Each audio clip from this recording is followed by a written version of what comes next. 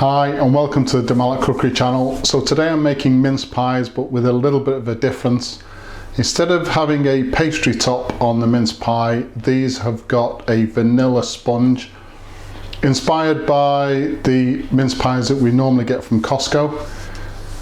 As usual, a full list of ingredients will be given at the end of the video, so let's have a look at those ingredients now and anything else we're going to need for today. Okay, so for our mince pies, we'll do it in two stages. I'll do this sweet short crust pastry first. So we'll talk about the ingredients for that. And then once we've done the short crust pastry, I'll then do the vanilla sponge second. So for our sweet short crust pastry, I've got 150 grams of plain flour or all-purpose flour, one medium free-range egg which has been beaten, 75 grams of butter, which is coming up to room temperature, and 50 grams of caster sugar, or if you're in the US, then I think you guys call this fine sugar. So first thing we need to make the pastry is to add our butter into the flour. Now I'm just going to work this through with my fingers until we end up with like a fine breadcrumb style texture. Okay, so when I say a fine breadcrumb, that's what you should have. Next thing I'm going to do is add the sugar and just give that a mix in.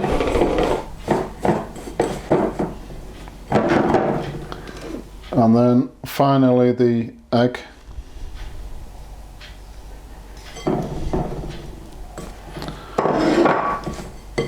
And again, I just want to mix that in. Okay, so when the pastry comes together, just like that, the next thing we want to do is just flatten it out into a large disc.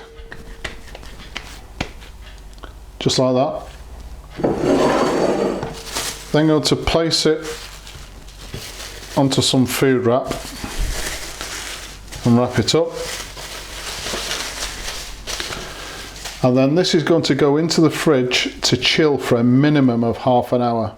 So two reasons that we chill what's called a short pastry, this type of short crust pastry. One is because it makes it a lot easier to work with when it's chilled. But the second reason, the most important reason, is if we don't chill the pastry before we bake it, then the pastry is going to shrink, and we certainly don't want that to happen. So minimum of half an hour in the fridge, and then I'll show you the next step. So while the pastry is chilling in the fridge, gives us a good opportunity to line the inside of these muffin cups with butter, just to make sure that the pastry doesn't stick when it bakes in the oven. Okay, so our pastry is nice and cold after it's been chilling in the fridge. We've just got a little bit of extra all-purpose or plain flour on a clean work surface, and I've also dusted a rolling pin as well. So all we want to do now is just to roll out the pastry to about 2 millimeters thick.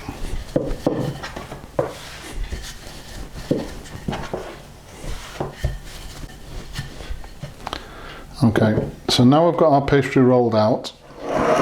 We need to choose something that's round to cut the pastry out, that is about 1.5 times bigger than the diameter of the cups we're going to be using in the tray.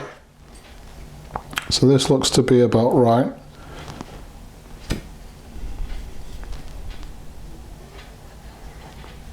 All you want to do is just cut as many out as you can.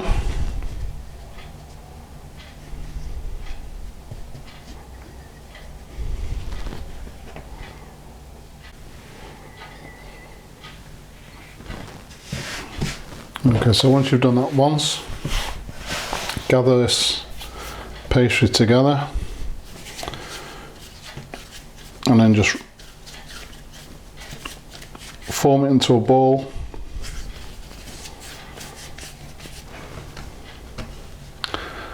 then using the rolling pin, again, just try and get as many out of this pastry as you can. So I did manage to get 12 discs out of that pastry, so I've just buttered the last 3 compartments in this muffin dish. So next thing we need to do is we take the discs, place them centrally over the cup, and then just push down, just making sure that you get all of the air from underneath the pastry itself.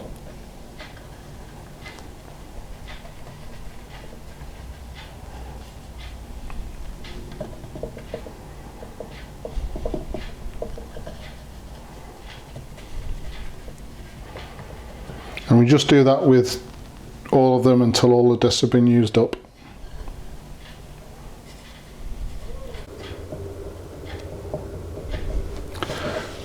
Okay, so that's what we end up with. So the next thing I want to do is just take a fork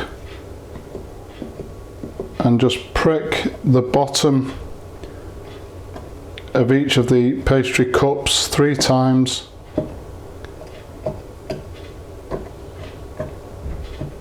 Because we're going to be blind baking these cups, we just want to make sure that the bottom of the cup doesn't get air trapped underneath and rise up. Right, the last thing to do with these is I'm going to be placing these into a tray in the freezer for 20 minutes just to really chill before it goes into the oven. If you haven't got any space in the freezer, then cover with food wrap and just again chill in the fridge for a minimum of half an hour. As I said, that's really important to stop this kind of short pastry from shrinking during baking. So we've taken our pastry out of the freezer. It was actually in there for just 15 minutes. Get it nice and chilled. Next thing we want to do is we're going to blind bake this pastry. And the way we do that is I've already put the oven on to 180 degrees centigrade, so that's up to temperature. Take a piece of grease-proof paper and just scrunch that up so it's easier to work with.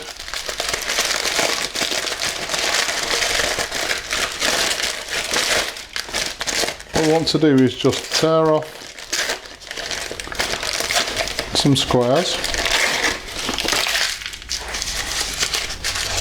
I'll just show you one of these centre ones. So we place that into the pastry cup, and then I'm using dried peas just to place into the centre, just to give it a bit of weight so that the pastry, it ensures that the centre of the pastry cup doesn't rise. So we want to do that with each one of the cups before we place them into the oven. If you haven't got these dried peas, then you can use rice. It works perfectly well.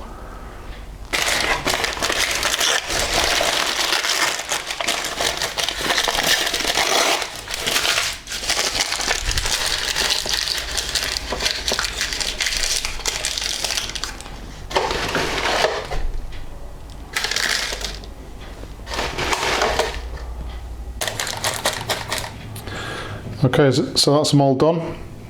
So again, that's what they should look like before they go in the oven. So as I said, I'm going to be placing this into a preheated oven, 180 degrees centigrade, for about 10 minutes, 10 to 12 minutes, just until obviously the cases are baked. So while the pastry cases are blind baking in the oven, we can concentrate on the filling. So for the mincemeat, it's easy, just a shop bought jar of mincemeat. For the actual sponge mixture, I've got 100 grams of butter.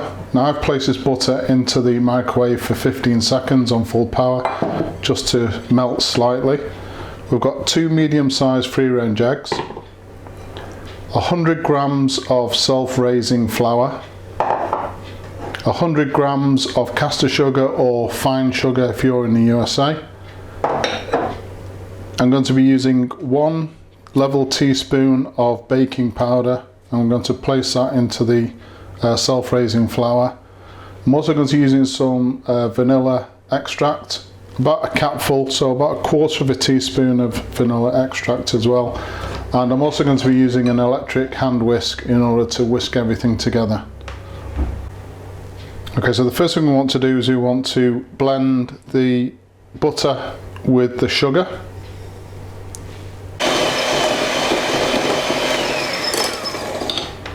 So once we've whisked the butter in with the sugar, next thing to do is to add the eggs.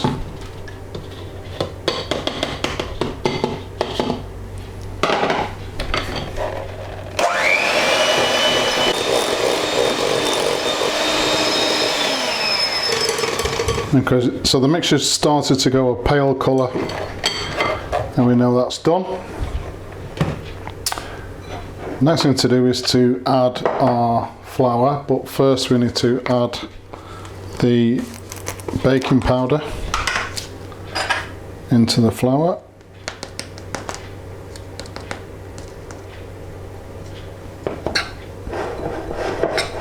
Just mix that in.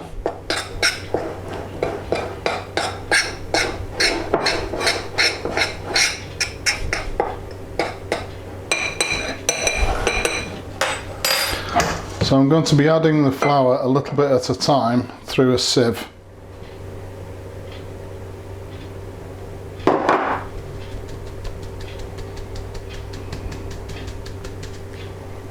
And also this helps to keep as much air in the sponge as possible and keep it nice and light.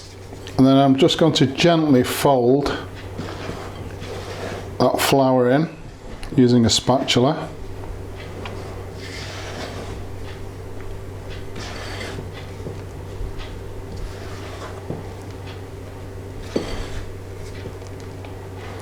And we want to retain that light texture.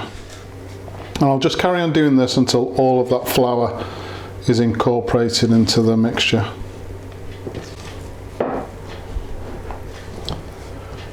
Okay, so now I'm going to add the vanilla extract.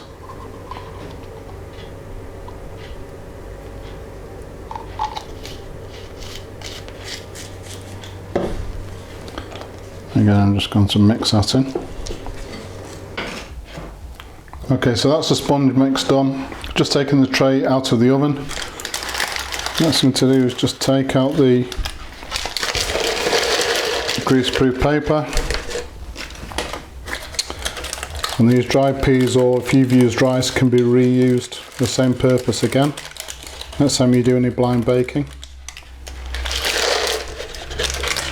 So once I've emptied the pastry cases, the next thing to do is just a teaspoon of the mincemeat in the bottom, just to cover the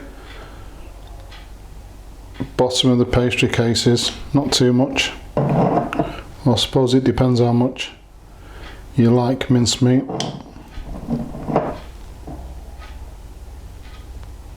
So once we've placed the mincemeat in the bottom, now top with the sponge mixture. So I'm placing about a tablespoon of sponge mixture into the pastry cases. Okay, so once the pastry cases are filled with the sponge mixture, the tray goes back into a preheated oven, 180 degrees centigrade, for between 15 and 20 minutes until they're baked. So the mince pies are done. They took 20 minutes to do in the end. Yeah, and they're coming out really easily, even from this very old baking tray. So onto a wire rack to cool.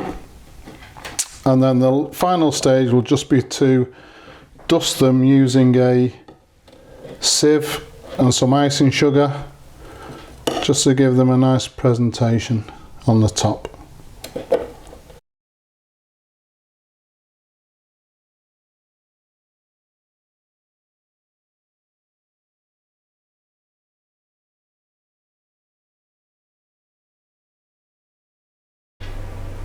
So that's it, Costco inspired mince pies. So my family actually prefer this version because mincemeat within the mince pie can become quite overpowering, but because we've topped these with sponge instead of a pastry top, there's a lot less of the mincemeat actually in the pie itself.